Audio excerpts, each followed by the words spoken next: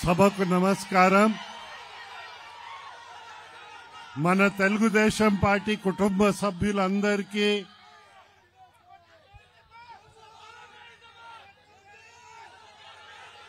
ఉత్సాహం కావాలి. అతి ఉత్సాహంతో కొన్ని సమస్యలు కూడా ఉత్పన్నమవుతాయి. సో ఉత్సాహం ఎంతవరకు మనం తీసుకెళ్ళాలి, అంతవరకు మనం తీసుకెళ్ళగలిగితే చాలా బాగుంటుందని విషయము మీకు నేను మనవి చేస్తా ఉన్నాను. మనకి విచిత్రమైన పరిస్థితి. ఎక్కడ ప్రారంభించాలో మాలాంటి మనుషులకి అర్థమే కాదు. ఎందైతే నేను మీకు చెప్పక్కర్లేదు, కానీ మీరందరు నా దృష్టికి తీసుకొచ్చింది ఏంటంటే, స్థానిక శాసనసభ సభ్యులు తిరిగేటప్పుడు నా పార్టీని చూడకండి అని నన్ను చూసి ఓటు వేయమన్నారు.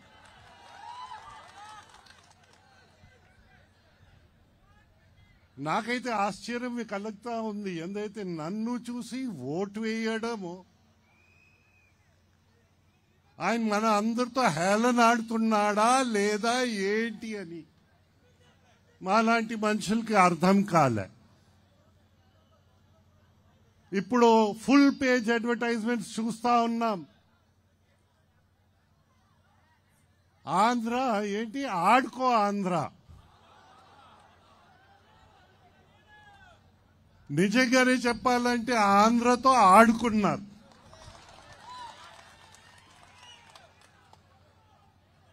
అయ్యా, స్పోర్ట్స్ ఇన్ఫ్రాస్ట్రక్చరే చూసుకుంటే స్పోర్ట్స్ స్కూల్ ఇక్కడి నుంచి ఎత్తేశారు.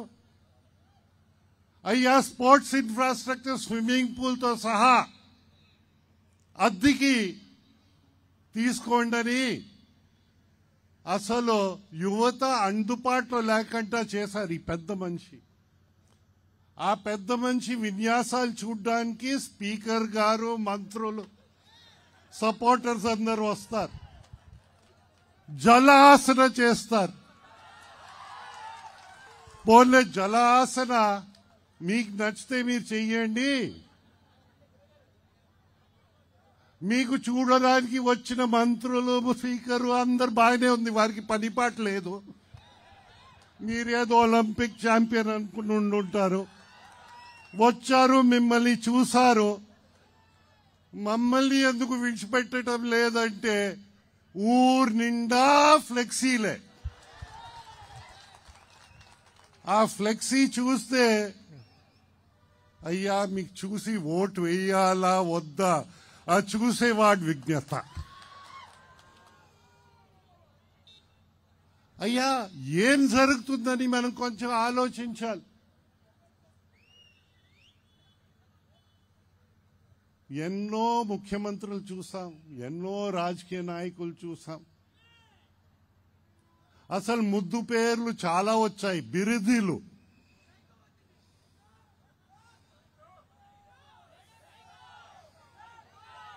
ఇంకా బిరుది స్థానిక శాసనసభ బిరుది, ముఖ్యమంత్రి బిరుది నేను చెప్పక్కర్లేదు. కానీ ఆ బిరుది తీసుకురావడానికి ఆయన ఎంత కష్టపడ్డాడో మనం అది గుర్తుంచుకోవాలి. బిరుదులు ఊరికేనే రాదు. మొదటి ప్రధానమంత్రి గారికి పండిత్ జవహర్ లాల్ నెహ్రూ అన్నారంటే ఆ పాండిత్యం ఆయనలో ఉందని ఆ పండిత్ బిరుది తీసుకొచ్చారు. ప్రజలు ఇచ్చిన బిరుది, ఏ ప్రభుత్వం ఇచ్చిన బిరుది కాదు. మన ఉత్తర కోస్తా జిల్లాలే తీసుకుంటే స్వతంత్ర సమరయోధులు గౌతు లచ్చనాని సర్దార్ గౌతు లచ్చన్న అని పిలిచారు. ప్రజలిచ్చిన బిరుదియే. ఇటు వెళ్తే మీకు మహాత్మా గాంధీ గారు ఒక బొమ్మ కనిపిస్తుంది, విగ్రహం. ఎలా గౌరవిస్తారో పెద్దల్ని నేను చెప్పక్కర్లేదు, కానీ గాంధీ గారికి బ్రాండీ షాప్ చూపించారు. మీ అందరిలో తిరుగుబాటు వచ్చిందని గాంధీ గారిని ఎత్తేయలేదు, కానీ బ్రాండీ షాప్ని ఎత్తేసారు. ఇలాంటి పెద్దలు పరిపాలన చేస్తా ఉంటే సెకండ్ అకాడమిక్ ఇయర్ కూడా వస్తే మా దగ్గర ఎడ్యుకేషన్ విద్యాశాఖ మంత్రి ఉన్నారు. అమ్మో బాబోయ్, ఒక్క సంవత్సరంలోనే మన రాష్ట్రంలో 6,50,000 మంది పిల్లలు బడి లేకుండా, గవర్నమెంట్ స్కూల్స్ లేకుండా, స్థలం లేకుండా, స్థానం లేకుండా చేసిన మహానుభావుడు ఆయన. ఇంకా 2వ సంవత్సరం అకాడమిక్ ఇయర్కి వస్తే ఆ 6,50,000తో పాటు ఇంకో 4 లక్షల పిల్లలకి, అంటే మన భారతదేశంలో ఇంకా 5 సంవత్సరాలు పోతే నిరక్షరాస్యత ఏ రాష్ట్రంలో ఉందంటే తెలుగు రాష్ట్రాల ఆంధ్రప్రదేశ్ ఒకటే అని మనం అందరు గుర్తించకపోతే మన భావి తరాలకి తీరని అన్యాయం చేసిన వాళ్ళు అవుతాం. అయ్యా గురజాడ ఓ మాట అన్నారు, ఈ స్థలం గురజాడే తిరిగారు కదా, ఉట్టి మాటల గట్టి పెట్టు, గట్టి మేలు తల పెట్టబోయే అని. వీరు ఉట్టి మాటలకి పరిమితమై ఏ స్థాయికి రాష్ట్రం తీసిపోయారో, మమ్మల్ని తీసిపోయారో నేను చెప్పక్కర్లేదు. నాగార్జున సాగర్ కట్టడానికి ఎన్ని దశాబ్దాలు పట్టిందో, ఎన్ని ప్రభుత్వాలు మారాయో, ఏ ముఖ్యమంత్రి, వచ్చిన ప్రతి ముఖ్యమంత్రి ఆ నాగార్జున సాగర్ని ముందు తీసుకెళ్లారు, కానీ వెనక తొయ్యలేదు. అయితే పోలవరం చేస్తున్నప్పుడు ఆ పునాద్రాయి మన గౌరవ ముఖ్యమంత్రి ఆనాడు నారా చంద్రబాబు నాయుడు గారు చేసి వర్క్ ప్రారంభించినప్పుడు నేను చెప్పాను, నేను చిన్నప్పటి నుంచి ఉత్తర కోస్తా జిల్లా మనిషిని గనుక చిన్నప్పటి నుంచి వింటా వస్తున్నాం పోలవరం వస్తుందని, మనకి గోదావరి నీలి ప్రాంతానికి వస్తాయని, మన ప్రజలు బాగుపడడానికి అవకాశం ఉంటుందని. ఆ మీటింగ్లో ఒకటే అన్నాను, ఆనాడు నల్ల వెంట్రుకలు, ఇప్పుడు తెల్ల వెంట్రుకలు.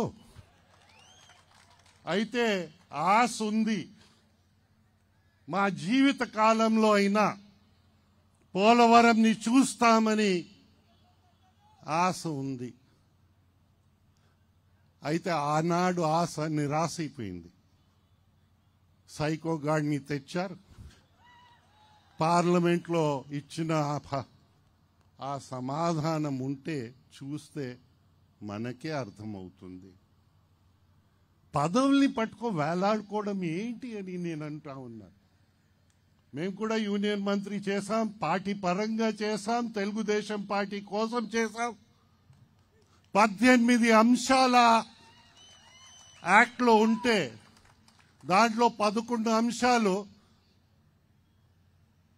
విద్యా సంస్థలు ఉంటే దీనికోసం ప్రయత్నించాం. భూములన్నీ చోట్ల ఐడెంటిఫై చేసి ఇన్స్పెక్షన్స్ చేసి కాంపౌండ్ వాల్స్ చంద్రబాబు గారు కట్టి కేంద్ర ప్రభుత్వానికి అప్పచెప్పారు. ఇది స్టార్ట్ కావాలి అని మేము ప్రయత్నిస్తూ ఉంటే మాకు ఇది స్టార్ట్ కాదని ఆ న్యూస్ వచ్చేసరికి చాలా నిరాశ చెందింది. ఇంకా స్టార్ట్ కాదని మేము రాజీనామా చేసి కూడా వచ్చేసాము. తెలుగుదేశం పార్టీ కార్యకర్తలని మేము మిమ్మల్ని అన్నగా నేర్పించారు. పౌరుషాన్ని పెంచమన్నాడు, మూర్ఖత్వాన్ని కాదు. పౌరుషం ఎప్పుడో వాల్యూ స్ట్రక్చర్తో ఉంటుంది. మూర్ఖత్వమా తల ఉండదు, తోకుండదు, సైకో అలాగే ఉంటుంది. ఎవరు చెప్పక్కర్లేదు. పౌరుషాన్ని పెంచమన్నారు. రాజీనామా చేసి వచ్చాం. అయితే ఇప్పుడు మంత్రులా? మాకు మంత్రివర్గం ఉంటే చాలు, మాకు అధికారం ఉంటే చాలు, జనం ఏమైనా పర్వాలేదు అని స్థానిక సంస్థల నుంచి అర్బన్ రూరల్ అన్ని మొత్తం లూటీ లూటీ లూటీ, ఒకటే కార్యక్రమం లూటీ. ఇలాగా మన రాష్ట్రానికి ఇంకా ముందు తీసుకువెళ్తే ఎంత మంచి మాటలు వచ్చినా చంద్రబాబు రాగలుగుతారు, పవన్ కళ్యాణ్ రాగలుగుతారు, ఇంకొకరు రాగలుగుతారు. అది ముఖ్యమైన విషయం కాదు. కానీ ఇదే ట్రెండ్ నడిస్తే చంద్రబాబుకి ఏమవ్వదు. ఆయనకి గౌరవం ఉంది. పని చేసిన పని ఆయన్ని గౌరవం తెచ్చిపెట్టింది. ఆయన చేస్తున్న పని ఆయనకి గౌరవం తెచ్చిపెడుతుంది. ఈడు ఏం చేసినా ఆ గౌరవమే. అయ్యా నేను మెడ వంచి తెస్తానన్నాడే, ఎవరు మెడ వంచారో ఎక్కడ పడేశారో మనం అందరు చూస్తూనే వచ్చాం. ఏం సాధించాము ఈ 5 సంవత్సరాలంటే? ప్రతి శుక్రవారం ఒక దొంగ వెళ్ళి సంతకం పెట్టవలసి వచ్చేది. ఆ దొంగ గారికి సంతకం బెడద పోయింది. ఇదే కదూ మనం సాధించామని మనం అందరు అర్థం చేసుకోవాలి. అయ్యా మన పిల్లల భవిష్యత్ ఆ సంతకాలు లేకుండా ఉంచడానికి మనం నాశనం చేద్దామా, లేకపోతే మనం ఎదురు చేద్దామా? అది మన ప్రవర్తన, మన ఇష్టం. అది మనం గుర్తుంచుకోవాలని పెద్దలందరికీ నేను మనవి చేస్తా ఉన్నాను. మాకైతే సంతోషంగా ఉంది. లోకేష్ బాబు వచ్చారు, ఇవాళ నడుస్తా ఉన్నారు. నడడం దొంగ నడడం కాదు, అది కూడా చూసాం. శుభ్రంగా నడిచి నలుగురిని కలిసి సంబోధించి వారి సమస్యలు తెలుసుకోవడానికి ఆయన ప్రయత్నిస్తున్నారు. ఆయనకి ఆ సమస్యలు తెలుసుకోవడానికి ప్రయత్నించినప్పుడు సలహాలు చాలా వస్తాయి. ఆ సలహాలన్నీ విని విశ్లేషించి దానికి మాడిఫై చేయవలసింది మాడిఫై చేసి ఉంచుకోవలసింది ఉంచుకొని మళ్ళీ మన ఆంధ్రప్రదేశ్ మొదటి స్థానంలో పాజిటివ్గా తీసుకెళ్ళడానికి ఆయన రాజకీయ జీవితం మనందరికీ పనికి రావాలని ఆ భగవంతుడిని ప్రార్థిస్తూ, నాకు సంతోషం ఇవాళ మీ అందరితో కలిసి మాట్లాడడానికి ఆయన రావడం, మీరు కూడా స్పందించి ఇక్కడ రావడం. మంచి ఎండా టైం ఇది. ఆ టైంలో ఈ షామియానా నిండేటట్లా చేశారు. నాకు ఎవరు కనిపించటం లేదు.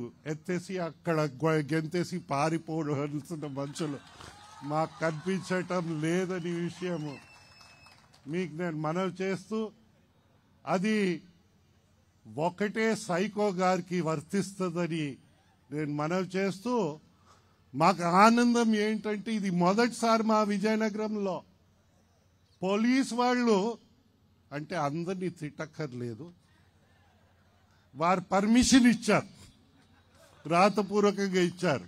ఇంతవరకు మనకు పర్మిషన్లు ఇచ్చేవారు కాదు. అయితే అందరు చెడ్డవాళ్ళని నేను అన్ను. అక్కడ నన్ను అరెస్ట్ చేయడానికి విశ్వ ప్రయత్నం చేస్తే మన దగ్గర ఒక మహిళా ఎస్పీ గారు ఉండేవారు. అయ్యా ఒక్క ఛార్జ్ ఇవ్వండి నేను అరెస్ట్ చేస్తాను అన్నారు. ఛార్జ్ ఇవ్వలేదు కదా, దాన్ని ట్రాన్స్ఫర్ చేసి పారేస్తారు. సైకో ప్రభుత్వంలో ఇంకా ఏదైనా వస్తుందా? ఇలాంటి చర్యలే వస్తాయని విషయము మీకు మనవి చేస్తూ మనం ముందు వెళ్దాం. ఆంధ్రప్రదేశ్ ఎక్కడ ఉండవలసిన స్థానంలో మళ్ళీ వచ్చేటట్లా మనం అందరు కష్టపడి చేద్దామని మీకు అందరికీ మనవి చేస్తూ అందరికీ నమస్కరిస్తూ నేను సెలవు తీసుకుంటున్నాను. జై తెలుగుదేశం, జై జన్మభూమి, జై హింద్.